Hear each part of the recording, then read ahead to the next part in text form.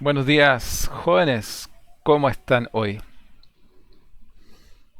Buenos Buenos días, días. Buenos profe. días. Buenos días. Buen día, profe. Buenos días, profe. Oigan, de verdad me sorprende la afluencia de público. ¿Ya? Yo pensaba que como estas son clases como optativas, tal vez iba a haber menos interés, pero pareciera que sí. O se equivocaron y pensaron que eran clases. Bueno, en cualquiera de los dos casos, bueno, se agradece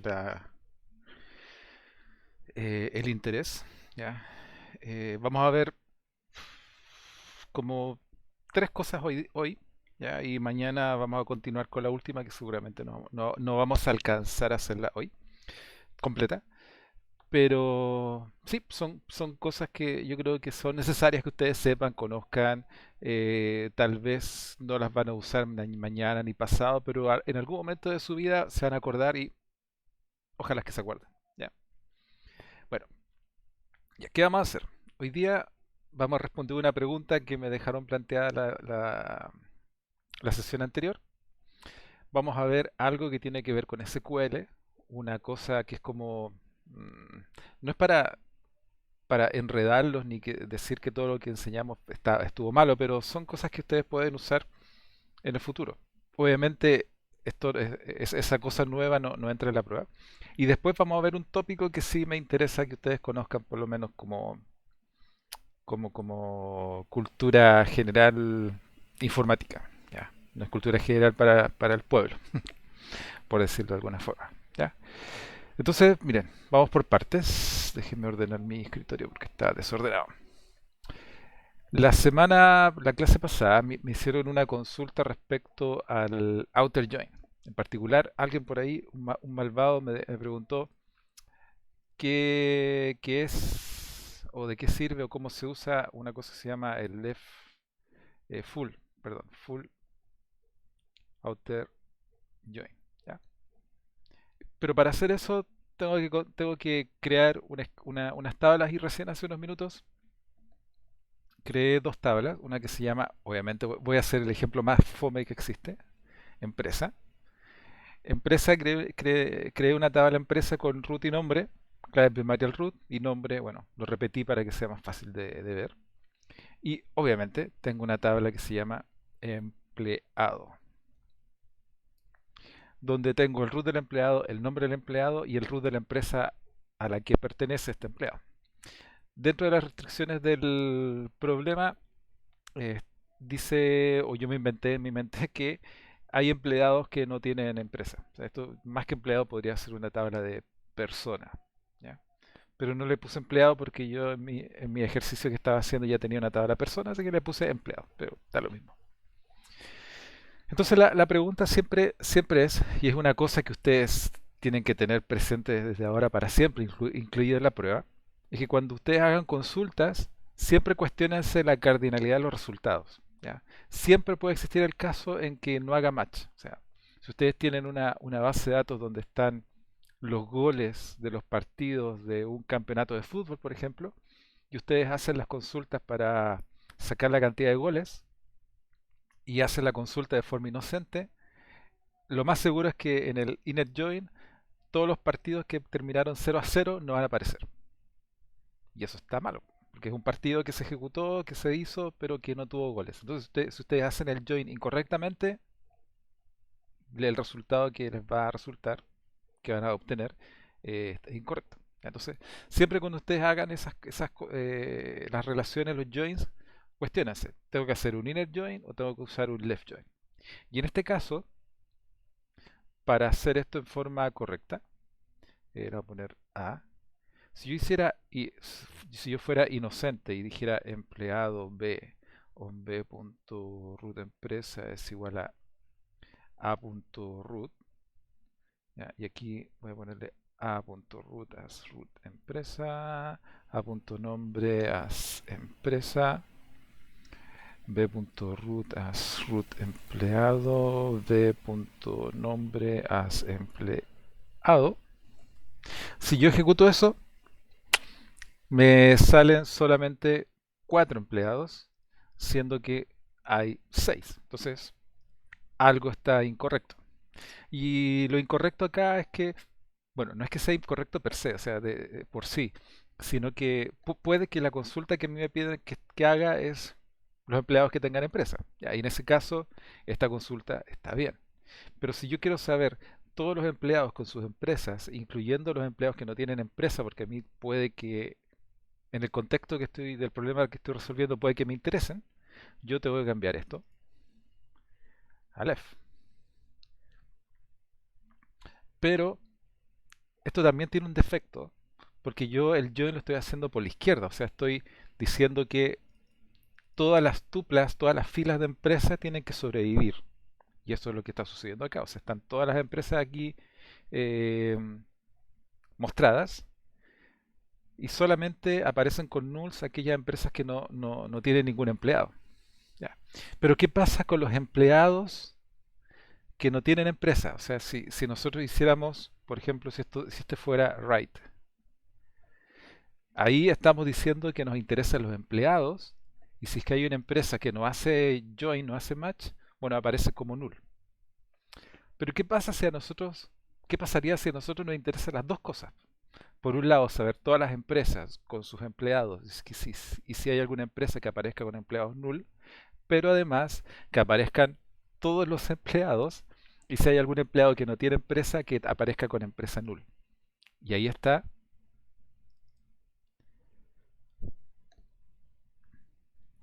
el full outer join. ¿Ya? Es la mezcla del left el left y el right. Por un lado, aparecen las empresas que no tienen empleados, porque aparecen con null.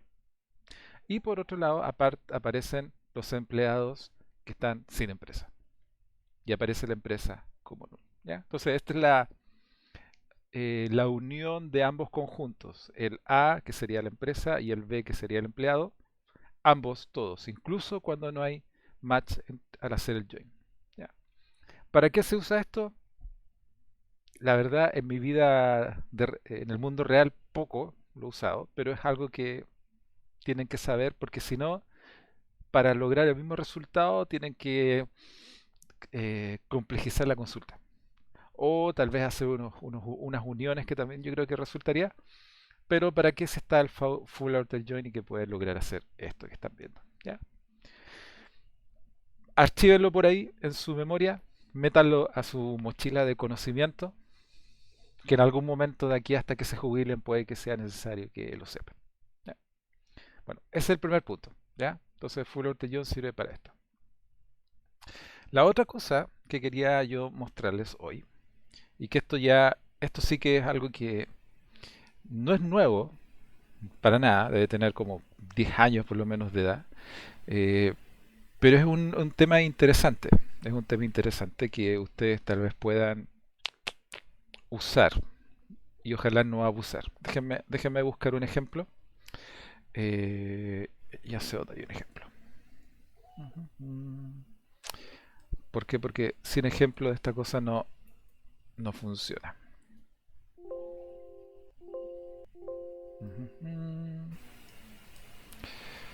Déjenme ver si encuentro un ejemplo que sea... Ya. Primero les voy a mostrar un ejemplo que es normal, natural, feo incluso, pero que es la forma en que muchos de nosotros escribimos consultas. Ya, déjenme. Ya, a ver. Se ve. Ahí se ve. Agrandemos esto. Ya, bueno, a esta altura ustedes deberían por lo menos entender un poco cómo está estructurada esta consulta. Si no, estudien. Bueno, esta es una consulta que es como un poco me gusta a mí escribir las consultas algunas veces, que es como por capas. Yo muchas veces parto con una consulta que es como la consulta primigenia, original, que hace algo. Es una consulta que tiene unos joins, tiene bastantes joins por ahí, tiene unos left joins también, y que retorna una tabla de resultados. Bueno, y acá arriba está la proyección, usa cosas que no hemos enseñado porque después las van a aprender, usa unas funciones también, pero lo importante es que a partir de unos joins de muchos tipos se obtiene una tabla de resultados. Ya.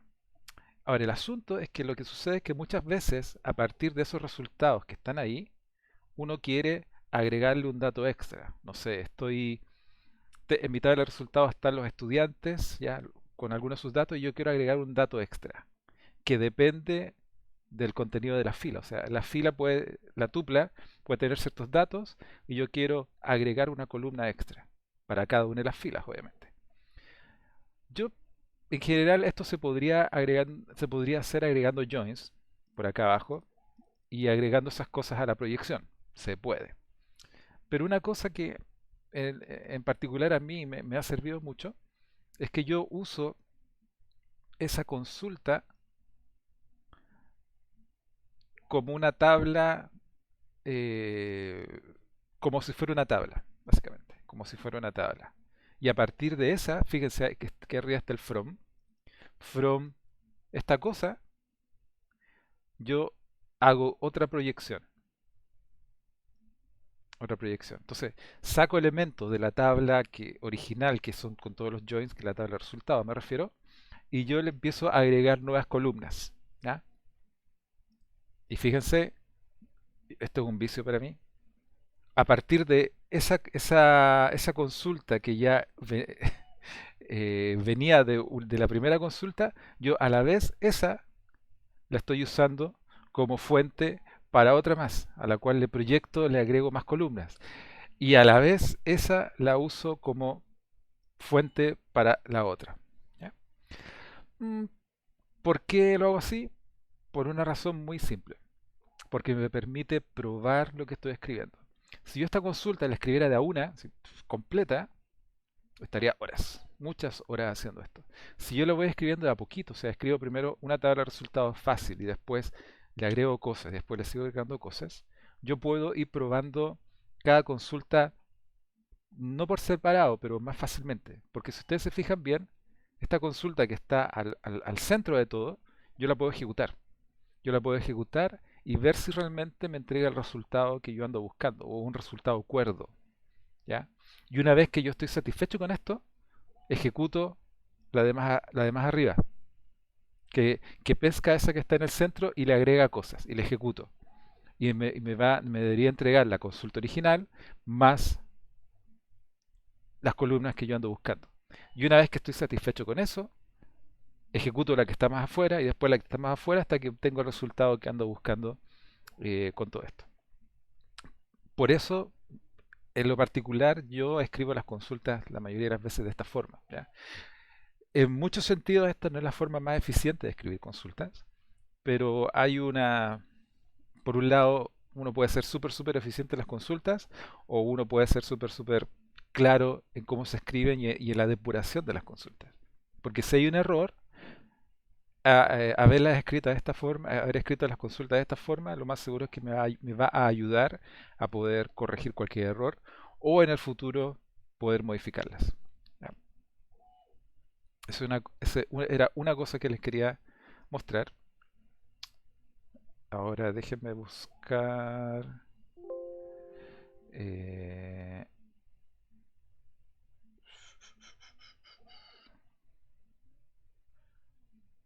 otra consulta. Que esto va a ser más extraño aún.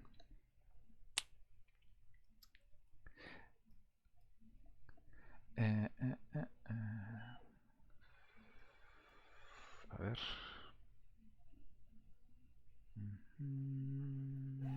Ya. Ahora, yo sé que esto sí que va a ser muy extraño para ustedes, porque es algo que lo más seguro es que nunca han visto, ¿ya? Y son unas cosas que se inventaron hace tiempo ya.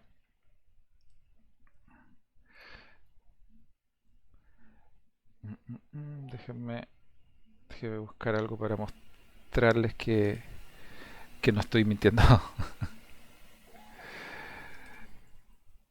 Expression.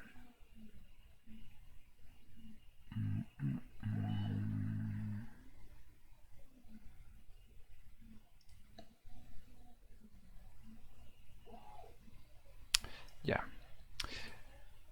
Lo que yo les voy a mostrar es algo que se llaman, se llama las CTE, ¿Qué significa CTE? Se llaman Common Table Expression, es una forma relativamente nueva de escribir SQL. ¿Ya? Obviamente, esto no entra en la prueba, no tiene que aprendérselo, pero en algún momento tal vez lo quieran usar porque hace que el escribir SQL sea como más, no sé, elegante, detallado. De hecho, lo que yo hice recién, lo que les mostré, eso de hacer una consulta nuclear y después irle agregando cosas, se traduce muy bien a esto. ¿Ya? Las CTE se basan en el hecho de que yo una consulta la puedo dividir en muchos pasos y cada paso, el resultado de eso es una tabla de resultados, que puede ser el producto de hacer joins y todo eso, pero eso es una tabla, el resultado. Y ese resultado lo puedo usar más abajo, en el siguiente paso. Y eso lo puedo seguir usando hasta llegar hasta la consulta final. Y el ejemplo que les quería mostrar es este. Esta es una consulta que está hecha con CTE. Y lo extraño acá es, seguramente ustedes están mirando esto y pensando cómo se lee. Y se lee muy fácilmente. Fíjense que hay muchos de estos bloques. Algo, with, as, con esta cosa, as, con esta cosa, as, con esta cosa, as. ¿Ya? Cada una de estas cosas define un resultado. Y el resultado es una consulta. Y aquí está la consulta. Se ejecuta. Cuando se ejecuta esta consulta, la tabla de resultados queda bajo el nombre asistencia en este caso. ¿Ya? Y en los pasos que están más abajo, aquí, acá, aquí, yo puedo usar asistencia como si fuera una tabla. Yo puedo hacerle, por ejemplo, select asterisco a asistencia y va a ser el select asterisco de la tabla de resultados de haber ejecutado esta consultota que está acá. ¿Ya? Y de hecho aquí en asistencia row, que es otra variable, otro resultado, se le hace un select a esa tabla que se definió acá arriba. Después se definió planificación en este caso como la definición de otra query, de otro SQL. Se definió planificación row como un select algo a esta cosa que está acá adentro. ¿Y dónde termina todo esto? Termina en un select, perdón, en una query que está fuera de las definiciones. Fíjense, asistencia as, tanto, ahí termina. Asistencia row, as, tanto. Planificación, tanto. Planificación row, ya. Pero todo eso fue simplemente la preparación para poder ejecutar la consulta final que está acá. Y aquí se hace una consulta que involucra planificación row y asistencia row que está definida acá y acá arriba. ¿Ya? Ahí. ¿Es obligatorio usar esto? No. ¿Hace que las consultas muchas veces sean más simples? Sí. Porque imagínense cómo nosotros podríamos escribir esto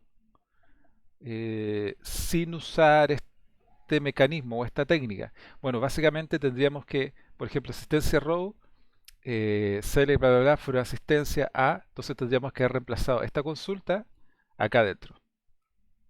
Y después para hacer esta consulta de la planificación row, esta planificación que está aquí definida acá arriba, tendríamos que haber metido todo este SQL acá adentro.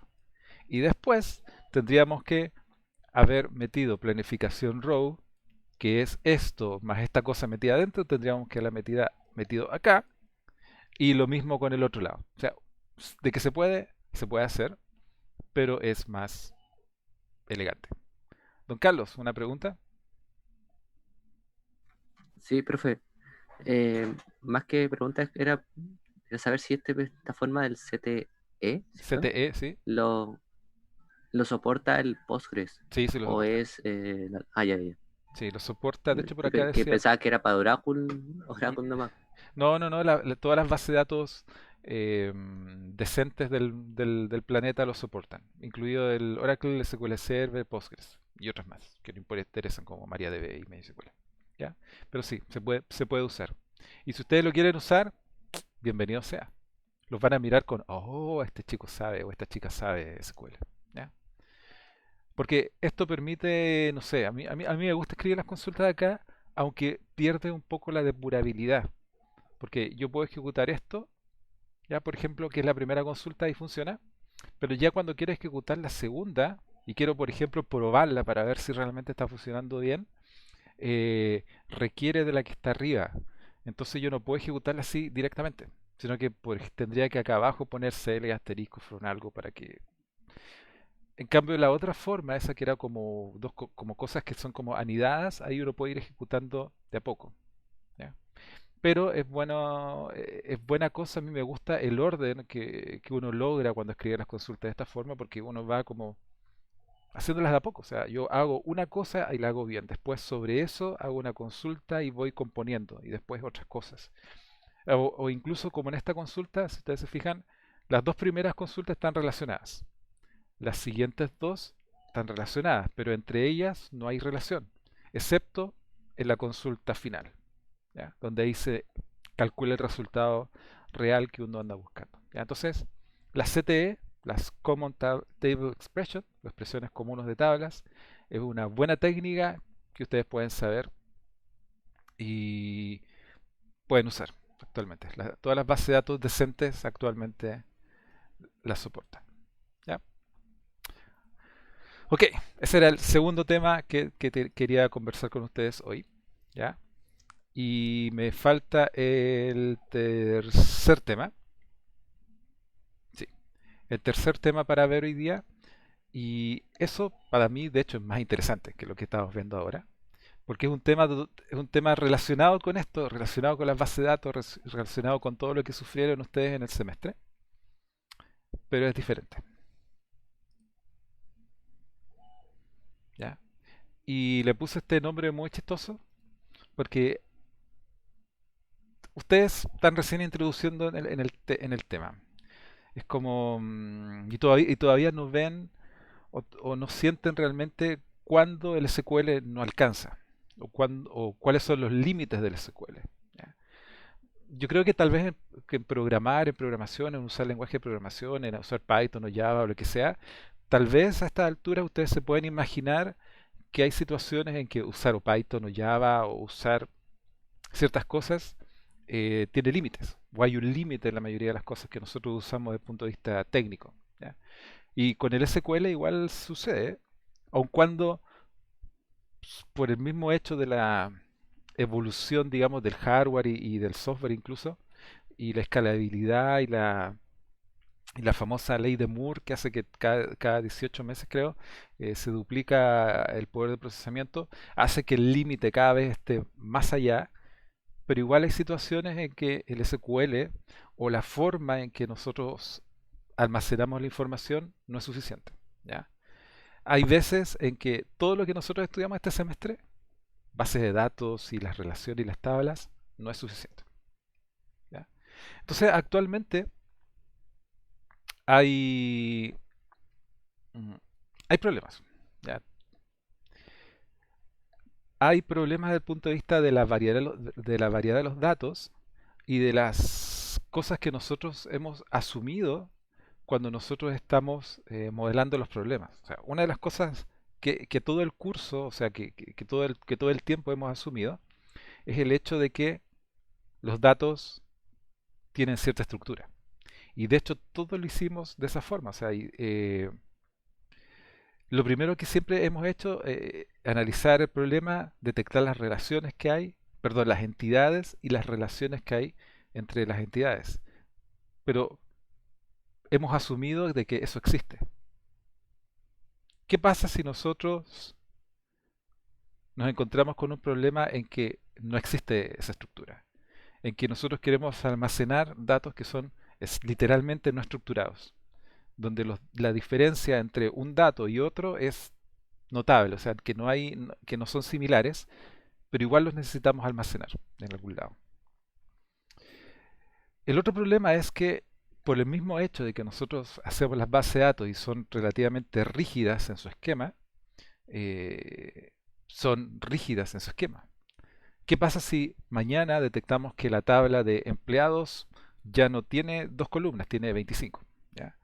O peor, hay un cambio en las relaciones. Por lo tanto, por ejemplo, eh, un empleado ya no necesariamente tiene una empresa, ya no se transforma en una relación, ya no es una relación uno a n, sino que se transforma en una n a n.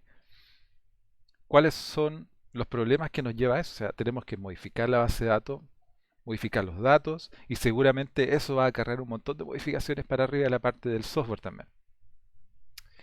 Y otro problema que en la mayoría del tiempo nosotros no lo sentimos, pero hay, eh, no sé, industrias en las cuales esto se siente mucho, es la escalabilidad. El hecho de que nosotros, donde estamos, o nuestro servidor de base de datos donde estamos almacenando los datos, ya no da más. O sea, la cantidad de trabajo que yo le pongo, la cantidad de requests por segundo, básicamente que yo le pido, hace que el servidor ya no pueda responder de esa forma y por lo tanto nuestra única arma en este sentido es agrandar el servidor para que pueda responder más consultas, ¿ya? Entonces, la escalabilidad es un problema. Entonces, ¿cómo nosotros solucionamos esto? Porque es un problema. O sea, el hecho de que los datos no tienen estructura sucede mucho. El hecho de que los cambios de esquema son necesarios y suceden siempre. Y que la escalabilidad o lo que nosotros tengamos actualmente respondiendo a las consultas sea de cierto tamaño y que nosotros lo vamos a bombardear con consultas y el servidor va a quedar saturado, también es un problema. Pero ¿cómo solucionamos esto? Hay una palabra mágica, mágica porque todo el mundo la usa, que se llama NoSQL. ¿Ya? Es una palabra que no está bien dicha, la verdad. ¿Ya? NoSQL uno podría llamarla el hecho de nosotros tener entes, servicios, servidores, que nosotros los consultamos usando otras cosas que no sean SQL, que no sean SQL. Pero en la práctica, nosotros le estamos llamando, o en general el mundo le está llamando no SQL, a un montón de combinaciones de tecnología, de software, de hardware incluso se puede decir, y de filosofía en la cual ya nosotros guardamos muchos datos y no tienen esquema. No tienen esquema. O sea, yo puedo guardar un perro y una fruta uno al lado de otro en el mismo lugar. ¿Ya? No es necesario que tengan ningún tipo de esquema. ¿Ya? Que sean consistentes, porque es algo necesario. Si yo guardo algo, tengo que poder leerlo de forma consistente de vuelta. ¿Ya? Que sea capaz de tener replicación. ¿Qué significa esto? Que si yo detecto que en el lugar donde estoy guardando los datos, la carga sobre la máquina, el servidor, el sistema es demasiada, yo simplemente clono las cosas y sigue funcionando bien. Y si en algún momento eso vuelve a ser el cuello de botella, yo clono de nuevo. Y lo clono hasta tener eh, muchas máquinas, muchos sistemas respondiendo la misma data. Y no tengo el problema de que la data se vuelve el cuello de botella de mi sistema. Y por otro lado, mucha data significa que nosotros podamos tener teras, petas de data sin ningún problema. Por ejemplo, el otro día estaba conversando con una memorista y decía que, no me acuerdo la cantidad exacta, pero en la base de datos que estaban usando, estaban guardando la información de sensores.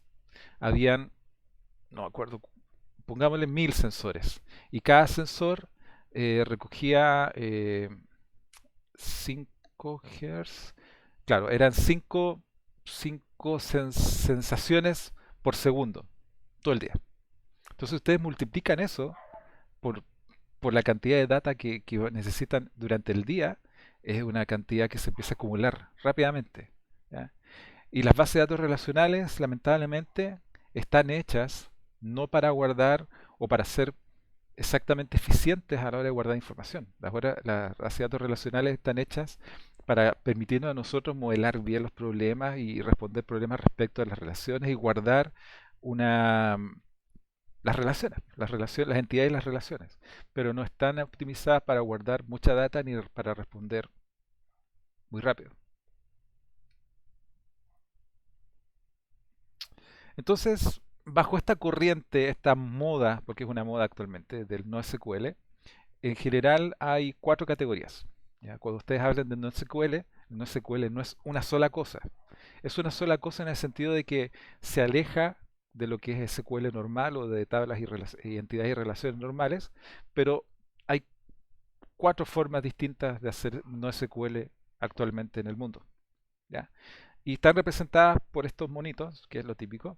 Hay unas que se llaman los key values, o sea, los valores y las llaves. Otros que se llaman las columnares, la familia de columnas, los documentos y los grafos. Ahora, ¿qué significa cada una de estas cosas?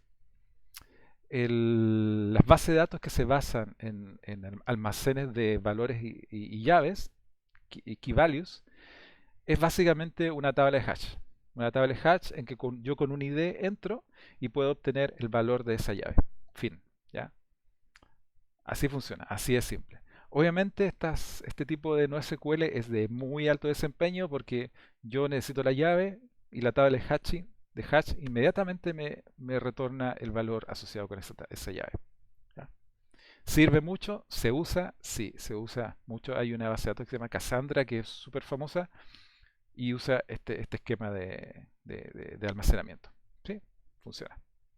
¿Ya?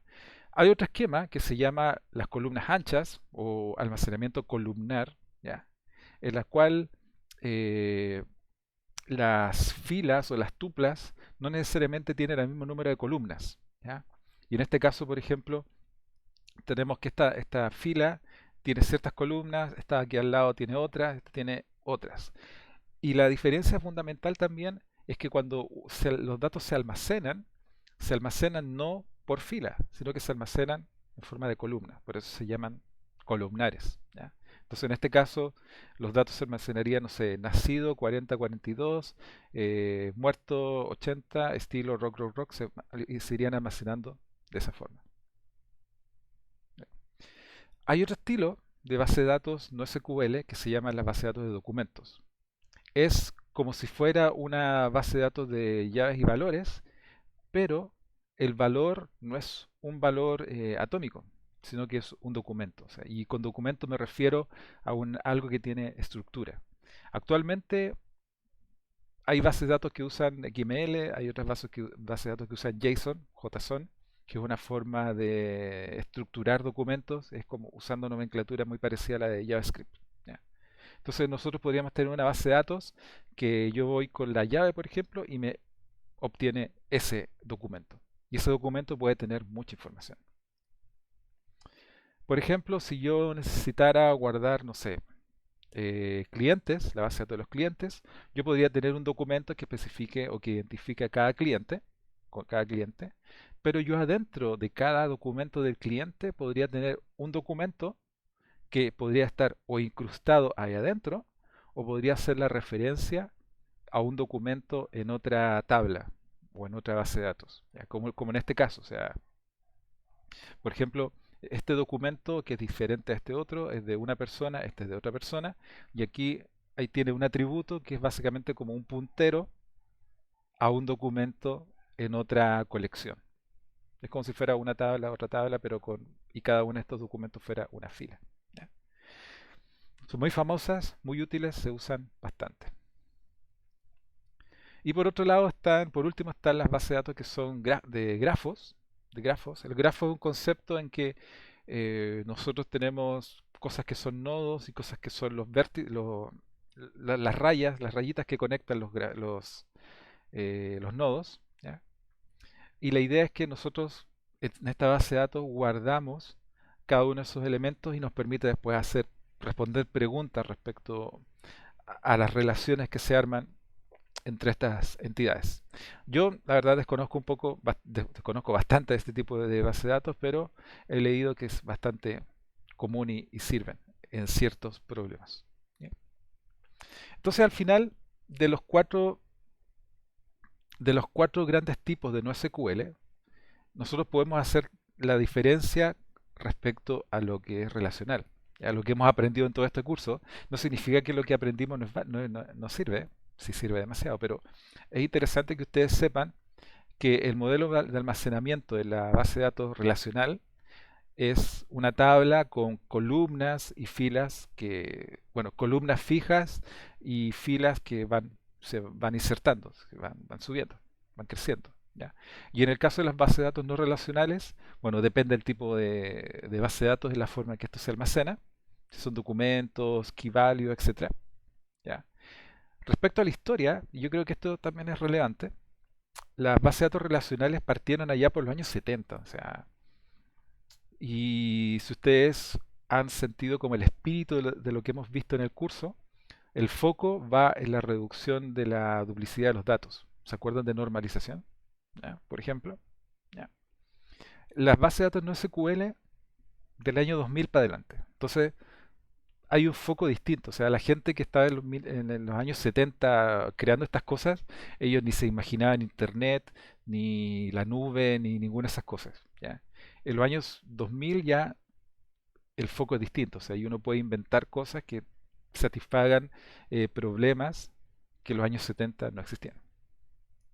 Ejemplos de base de datos de SQL, bueno, ustedes conocen ya Postgres, está SQL Server de Microsoft, está MySQL, Oracle mismo, que también es de Oracle, Oracle la base de datos y MySQL, ambas pertenecen a Oracle la empresa. Ya. Ejemplos de base de datos no relacionales, bueno, de documentos hay una que se llama MongoDB, el Couch, el Key Value puede estar el Redis y el Dynamo, White Column está Cassandra, etcétera. Hay, cada uno de estos tipos tiene distintos productos y cada uno especializado en su problema. ¿Ya? Esto es interesante respecto al esquema, que ustedes ya saben, el esquema de una base de datos relacional es rígido, a menos que uno lo cambie explícitamente, no se cambian solos. En cambio, las bases de datos no SQL es flexible, es muy flexible, demasiado flexible a veces. ¿Ya? Y el escalamiento, que es el problema de cuando yo me quedo corto en recursos para atender la cantidad de requerimientos que tiene la base de datos, ¿yo qué es lo que tengo que hacer? Bueno, en este caso las bases de datos SQL se llama escalamiento vertical, que básicamente yo tengo que comprar un server más grande, con más memoria, más RAM, etcétera. En las bases de datos no SQL, la mayoría de estos productos que están acá escalan horizontalmente, en el sentido de que si mi servidor actual se quedó chico, yo compro un servidor nuevo y lo pongo al lado. Y configuro algo para que compartan la carga entre ellos. Y así de simple. Y yo puedo tener uno, dos, miles de servidores pequeños, baratos, distribuyendo la carga entre todos ellos. ¿Ya? Es una de las principales diferencias entre estas dos cosas. ¿Ya? Beneficios de usar NoSQL es que obviamente podemos tener modelos flexibles, bueno, podemos tener escalamiento y consultas rápidas. ¿Ya? Esto no es necesariamente cierto el 100% del tiempo, pero en general la diferencia es que cuando uno hace consultas en base de datos que están normalizadas, ustedes saben, hay que hacer joins. Joins, joins, joins, joins. Y los joins son costosos. Uno no lo ve, pero en general son costosos. En por el contrario, en las bases de datos no SQL, la mayoría de las veces está optimizada para hacer consultas. Y uno muchas veces uno va con la llave y la base de datos entrega el documento de la llave. Y eso es una cosa o de uno, o sea, es muy, muy, muy, muy rápido. Y no requieren joins. No requieren joins. No existen los joins. Desventajas de las bases de datos no SQL que no hay estandarización. Cada cual hace lo que quiere. Esto es como el lejano oeste, ¿ya? Pero pronto, ojalá, o tal vez nunca, se va a normalizar o estandarizar. La verdad es que son productos tan dispares que no sé si alguna vez se estandarice así como nosotros tenemos el SQL estándar, ¿ya? Que todas las bases de datos lo siguen, relacionales. Pero por ahora, si uno quiere aprender una base de datos no SQL, uno tiene que básicamente especializarse en esa base de datos y aprenderla. ¿Ya? Y después cuando pasa a la siguiente, bueno, si hay algo, hay cosas que se pueden aplicar de una para otra, bueno, se aplicarán y si no, si son bestias demasiado diferentes, bueno, hay que empezar de cero. Todo lo que yo les conté recién, porque se dan cuenta que hay cosas que copié de muchas partes, lo saqué de todos estos lugares que están acá. ¿Ya? Hay unos documentos Microsoft, unos documentos de Medium, que son los artículos, y Free Code Camp. ¿Ya? Pero lo que nosotros vamos a hacer hoy día, en lo que nos queda de tiempo, de los 20 minutos que tenemos en esta sesión, es ver una base de datos que se llama MongoDB. ¿Ya? Es una base de datos no relacional, no SQL, que es documental. Lo que uno tiene son colecciones de documentos. ¿Ya? Así de simple. Y un documento está definido como un archivo, un documento JSON. Y el documento JSON adentro tiene literalmente cualquier cosa. Y un documento puede ser totalmente diferente al documento que está al lado. ¿Ya? Pueden ser vehículos y frutas. Y eso es lo que vamos a hacer hoy día. Entonces, yo tengo un MongoDB configurado en mi computador. Bueno, la verdad no, el que está al lado, pero da lo mismo. Está acá, ya lo configuré. MongoDB trae una interfaz para nosotros poder hacer consultas, consultas y que me permite a mí como explorar lo que yo tengo en mi base de datos. Deme un segundo para buscar la que justo se me perdió.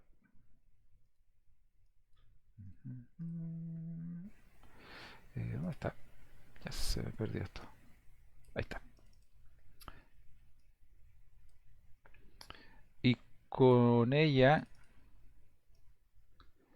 nosotros podemos hacer preguntas, hacer cosas. ¿Ya? Mm,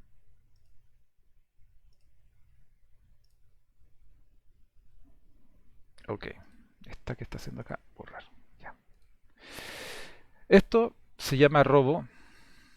Antes se llamaba RoboMongo, pero le cambiaron el nombre, ahora se llama Robo 3T. ¿Ya? Y es una de las interfaces de usuario que pueden ustedes usar en Mongo. Y yo en el lugar, en el servidor de Mongo que puse, creé una base de datos. Y dentro de la base de datos hay colecciones. ¿Ya? Ese es el esquema. Base de datos, dentro de la base de datos colecciones. Y dentro de las conexiones hay documentos.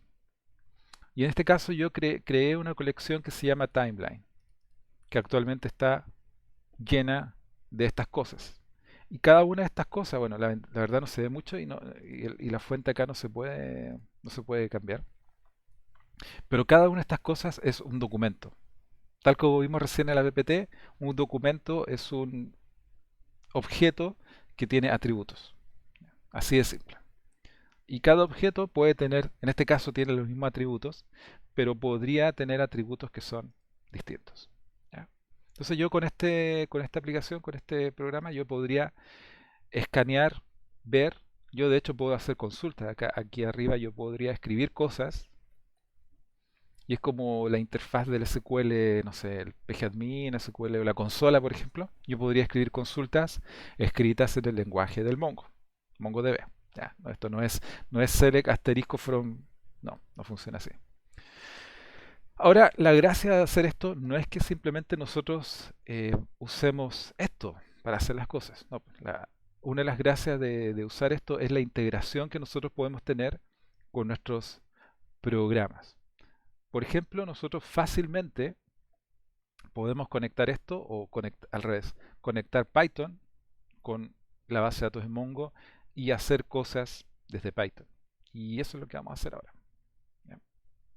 Para eso voy a usar algo que tal vez para ustedes es novedoso, pero tal vez no. ¿Ya? Pero es una forma en la que voy a usar una cosa que se llama el Jupyter Notebook de Júpiter, del planeta, Notebook, de Notebook.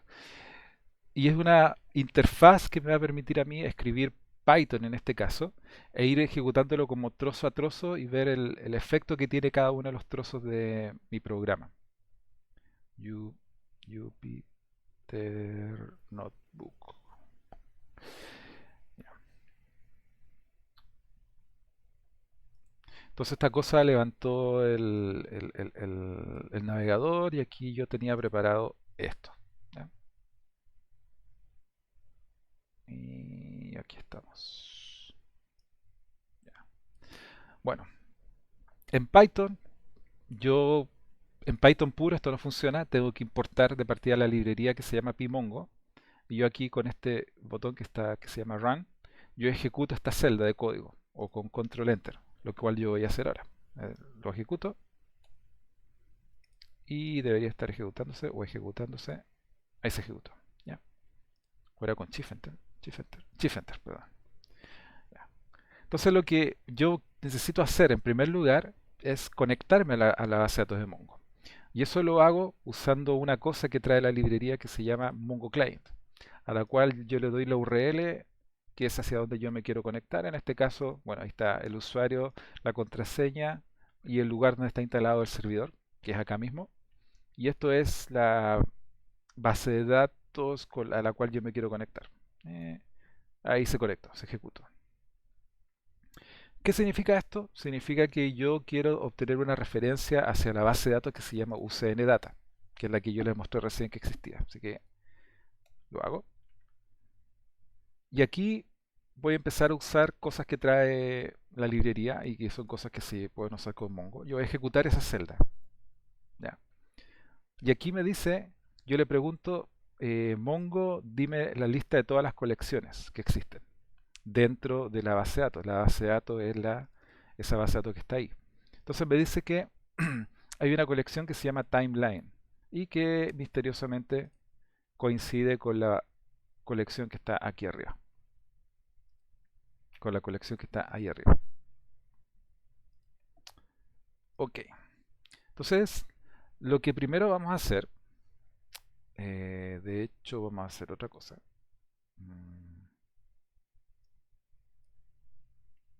Vamos a insertar un elemento acá abajo. A ver, ¿funcionará esto? Delete.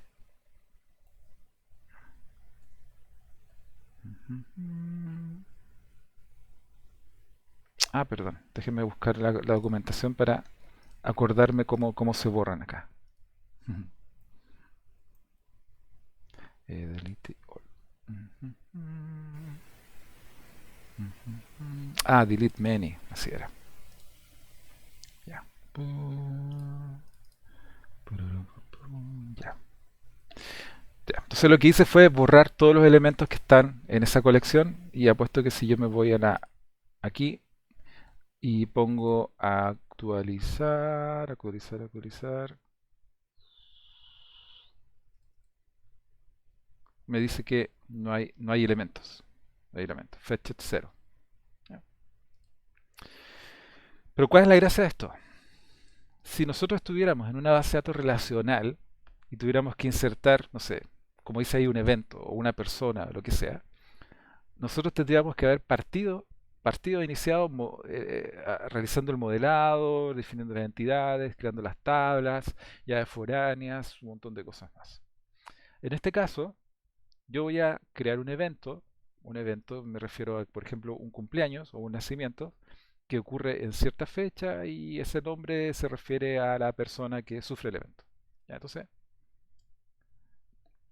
en Python yo defino esto no es un objeto, es un diccionario que tiene llaves y valores. ¿Ya? Pero desde el punto de vista de lo que nosotros vamos a hacer, funciona, funciona. Entonces, voy a decir db timeline insert one, evento. Evento es la variable que yo definí arriba que tiene este contenido, porque aquí le estoy haciendo print. Y db.timeline es la colección que yo me traje desde acá. O sea, el db apunta a la base de datos y dentro de db está definida la colección timeline. Entonces yo le voy a insertar un elemento. Y si lo ejecuto, no me dijo el error, simplemente me dijo el resultado. Si yo me voy al robo 3D, yo debería poder ver que efectivamente llegó el elemento acá. Cada vez que yo hago una inserción, el Mongo automáticamente le asigna un ID. Un ID, que es un número gigante feo, pero es un ID. Único para cada documento en la base de datos. Si yo quiero programáticamente, esto en Python, recuerden, encontrar o listar los elementos de la base de datos, yo uso un método que se llama find, que está dentro de la base de datos que yo estoy, o la colección que yo estoy usando. Y el find me devuelve un... No me devuelve una lista, me devuelve una cosa que se llama un iterador, por lo tanto yo tengo que iterar sobre ese elemento para ir imprimiendo los resultados uno a uno. Y en este caso lo ejecuté y me dice que hay un solo elemento, ahí está. Por ejemplo, yo podría volver a ejecutar esto que está acá arriba, le voy a poner fecha, no sé, 2019, 12, evento, no sé, ¿qué eventos hay? Nacimiento, matrimonio. Le voy a poner acá Juanito, le voy a poner Jimena. Jimena. Ejecuto esto para que la variable se cree y después vuelvo a ejecutar esto para que se inserte y después ejecuto esto para volver a buscar y ahí me dice que hay dos elementos, el nacimiento y el matrimonio. Hagamos algo más exótico. Por ejemplo, el evento... ¿qué otro evento hay? Bautizo. Si es que alguien es católico o de las religiones que hacen bautizos. 18, no sé, justo se bautizó 31. Bautizo, nombre, Mario. Hagamos algo exótico. Padrino. Padrino. Juan. Ya. Ejecuto la celda para refrescar la... Ah, disculpen. Esto se escribe así. Ahí se creó la variable. Y ahora voy a ejecutar el insert. Se ejecutó. Y ahora voy a ejecutar la celda para buscar. Y fíjense que dentro de la misma colección de documentos hay unos documentos que tienen una estructura como parecida, pero podemos tener documentos que tienen otra estructura. ¿Ya? Y podría ser totalmente distinto, podría ser una fruta que esté ahí viviendo junto a los otros elementos. ¿Ya? Entonces, nosotros podemos tener documentos de cualquier tipo dentro de la misma base de datos. ¿Ya? Bueno, aquí había hecho un ejemplo que iteraba, hacía una iteración de 10 elementos y los iba insertando uno a uno, pero no voy a ejecutarlo porque para no contaminar la base de datos. Obviamente si yo me voy aquí al robo 3T, perdón, acá. Ahí me aparecen los tres elementos con sus atributos respectivos y aquí se ve que el padrino está solamente en uno. ¿Ya? Si yo ejecuto esta función que se llama find one me obtiene el primer elemento que encuentre, a menos que yo escriba un filtro, por ejemplo Juanito 5, que no va a encontrar nada. O sea, no va a encontrar ningún documento que cumpla este filtro, que tenga nombre Juanito 5. Porque yo sé que, por ejemplo, nombre Juanito, no Juanito 5. Ahí me encontró un elemento, el primero, que cumple la condición de llamarse, que tenga el atributo Juanito 5. Perdón, que tenga el atributo nombre cuyo valor sea Juanito 5. Yo también puedo buscar cosas, por ejemplo, como lo que hice recién, especificando que no me retorne, por ejemplo, todos los atributos que existen en el documento. El documento puede tener 100.000 atributos, pero tal vez cuando yo busco algo, busco un atributo en particular, no sé, la fecha de nacimiento o cualquier cosa. En este caso, yo con este objeto que le pasé acá al lado, le estoy diciendo que no quiero el ID, no quiero la fecha, no quiero el evento. Así que tráigame de vuelta las otras cosas que tenga el objeto. En este caso, de los objetos que cumplen esta condición, Juanito es el único, y de esos objetos, los atributos que no son ID, que no son fecha ni que son nombre, evento, es el atributo nombre. Por ejemplo, aquí con el nombre Mario, que es del bautizo, si no me equivoco, si yo ejecuto esto, Mario, no me entregó el ID, ni la fecha, ni el evento. Pero de ese objeto que cumple el filtro de búsqueda, ese elemento tenía otros atributos, que no eran ID, ni fecha, ni evento, era el nombre y el padrino. ¿Ya? Entonces, fíjense que es muy flexible esto y opera sobre lo que tiene, digamos, en la mano. ¿Ya? Si él está analizando un documento que tiene ciertos atributos, él va a responder la pregunta respecto a esos atributos. Y esos atributos pueden ser distintos al documento que está al lado. ¿Ya? Mm, mm, mm, mm, mm. Yo puedo hacer cosas un poco más exóticas en el sentido de que yo puedo buscar, por ejemplo, todos los eventos, todos los documentos dentro de la colección timeline que cumplen esta condición, que el atributo evento es nacimiento. Yo puedo pedir que solamente me entregue de vuelta los valores de los atributos eventos y nombres y que me ordene la colección de resultados usando el atributo nombre. Y ahí está, es el único que está. Obviamente yo puedo hacer cosas más complicadas porque no todo en la vida es simplemente buscar y hacer estas cosas simples. Yo puedo hacer actualizaciones, yo puedo cambiar los documentos, los valores, como el equivalente a hacer un update, yo lo puedo hacer, pero para eso el update en el Mongo se divide en dos partes. Por un lado, uno busca todos los documentos de una colección que yo quiero modificar y después yo digo qué es lo que quiero modificar. En este caso, el primer argumento es la query, el filtro de búsqueda, y el segundo elemento es la orden de actualización. Entonces el primer elemento dice que va a encontrar o va a buscar todos los documentos que tengan el atributo nombre seteado a Juanito.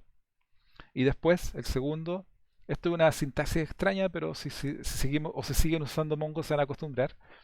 Está invocando una función que se llama set y le va a setear el atributo nombre a Juan. Bueno, y después va a usar un find para imprimir todos los elementos. Vamos a ejecutar esto completo. Y ahí, si se dan cuenta, eh, donde decía Juanito, ahora va a decir Juan. Había un elemento que decía Juanito, pero ahora dice Juan. Yo también puedo borrar elementos. Puedo borrar de a uno, o puedo borrar como hicimos acá arriba. Puedo borrar. Ya se me perdió. Aquí está. Puedo borrar muchos. Mientras borré todos los que hacían que el filtro de búsqueda fuera verdadero. Y en este caso, yo estoy borrando uno. Quiero borrar el primero que encuentre que cumpla la condición. Y en este caso, yo estoy buscando el elemento, el documento, que cumpla que el ID del documento sea ese. En ese caso, lo más seguro es que no encuentro nada. Pero, por ejemplo, si quiero borrar no, borramos a Juan. Borremos a Juan. Ejecutemos de nuevo la búsqueda. Vamos a hacerla acá. ¿Por qué no borró?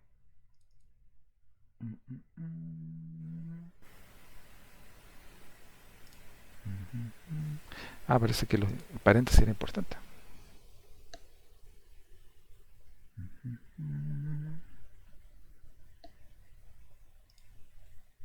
Ya, parece que la sintaxis es incorrecta, hay que escribirlo con Object-ID. Ya. Para mañana lo puedo traer correctamente. Y por último, muchas veces uno quiere hacer consultas más complejas. Por ejemplo, tráeme todos los documentos, no sé, que tengan edad mayor que 50. O todos los documentos que en este caso, por ejemplo, en el cual el nombre diga Juanit. Y eso se puede hacer aplicando una cosa que se llama funciones. Las funciones acá parte con un signo de peso. Y yo aquí le estoy diciendo que esta cosa que está acá adentro define el predicado que yo voy a ir aplicando a las tuplas, o a los documentos, mejor dicho, para ver si los incorporo o no al conjunto de resultados. Como cuando uno hace el where. El where al final es un predicado que se evalúa como verdadero o falso. En este caso lo mismo. Y en este caso el predicado dice que el atributo nombre debería ser una expresión regular que sea verdadera, que haga match con Juanit. Bueno, y esta cosita rara significa que Juanito tiene que estar pegado al principio de la palabra. Y en este caso dice que no hay ninguno porque está Juan, Jimena y Mario. Por ejemplo, voy a todos los que contengan una A.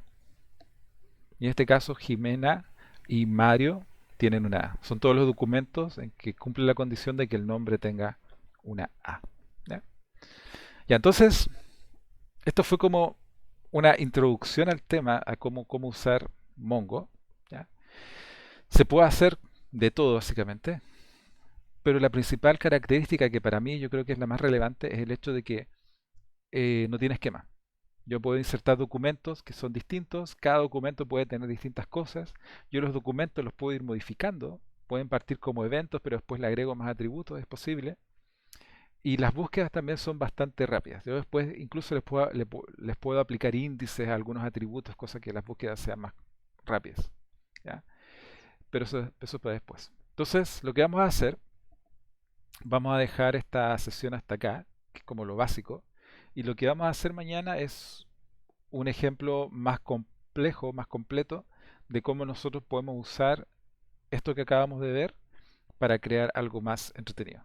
No sé, voy a pensar exactamente qué podemos usar, qué podemos hacer, pero la idea es esa, que la sesión de mañana sea práctica y que hagamos o que suceda algo más entretenido. ¿Ok? Ya, ese es el penúltimo tema. Yo creo que el último tema les va a interesar eh, y es respecto a las pruebas. A las pruebas. ¿Ya? Las pruebas ya se entregaron, he revisado algunas personas que querían revisar sus pruebas, hay algunos que están ahí pendientes, que tengo que contestar unos correos, ya. Pero en general las revisiones las estamos haciendo el viernes, en el horario de consulta, o si me envían un correo, las podemos hacer en otro horario el mismo viernes, ya. Pero igual no me gustaron mucho las notas, así que vamos a hacer algo. Vamos a hacer algo muy entretenido para mí. Déjenme ordenar mis ideas acá.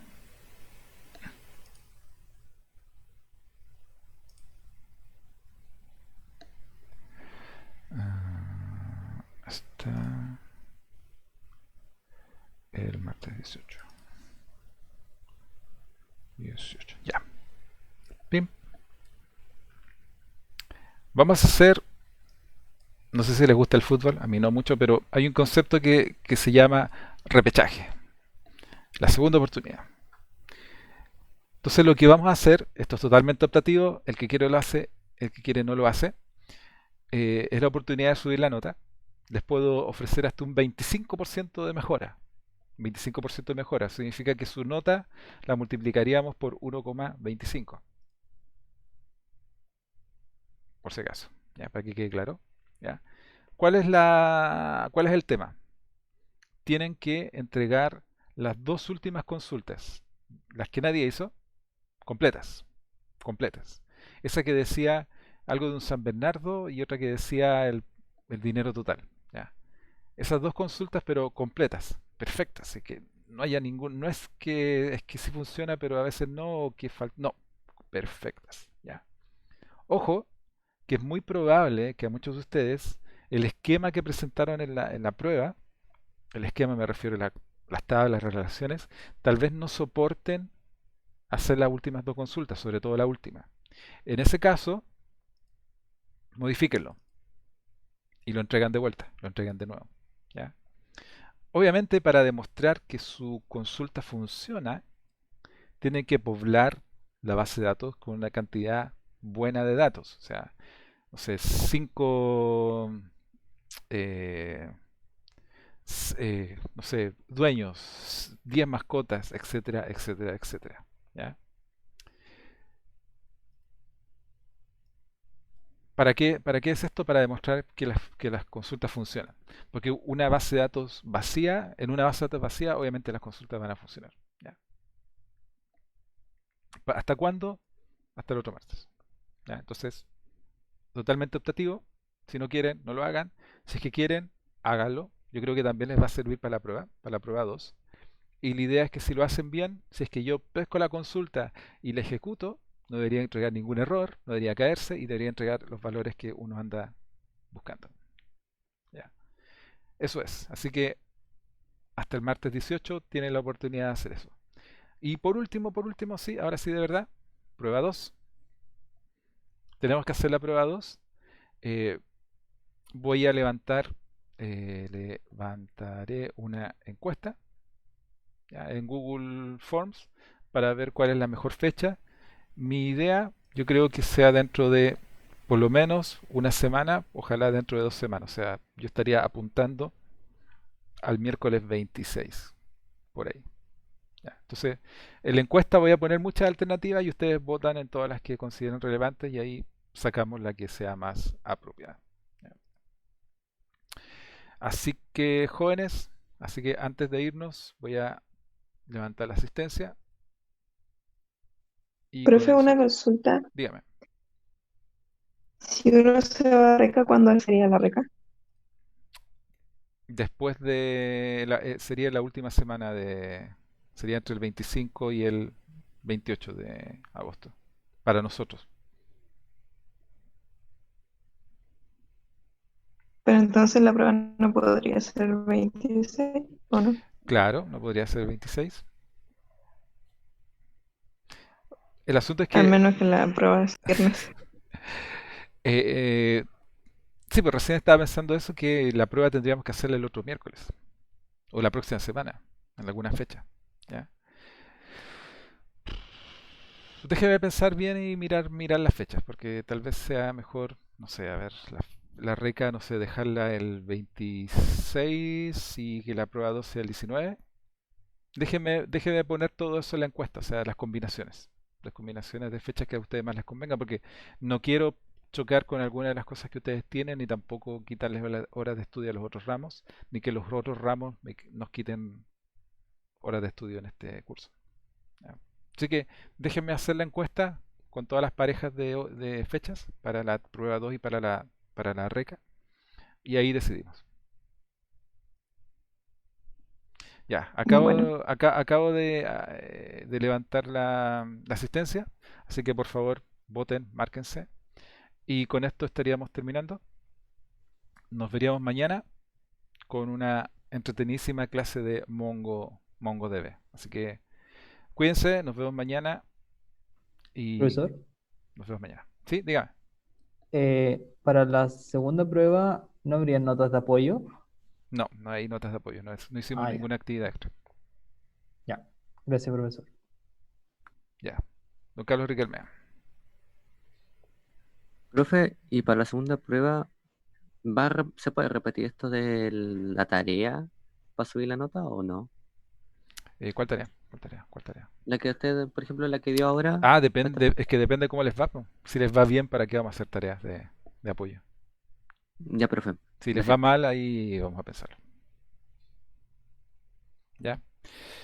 Ahora sí, nos vemos mañana. Cuídense. Ya, profe. Nos vemos. Chao, profe. Hola, Chao, chao. profesor, que le Sí, vaya bien. profesor, Chao, Que cuídese. les profe. vaya muy bien. Profe, que esté bien. Chao, profe. Chao, chao.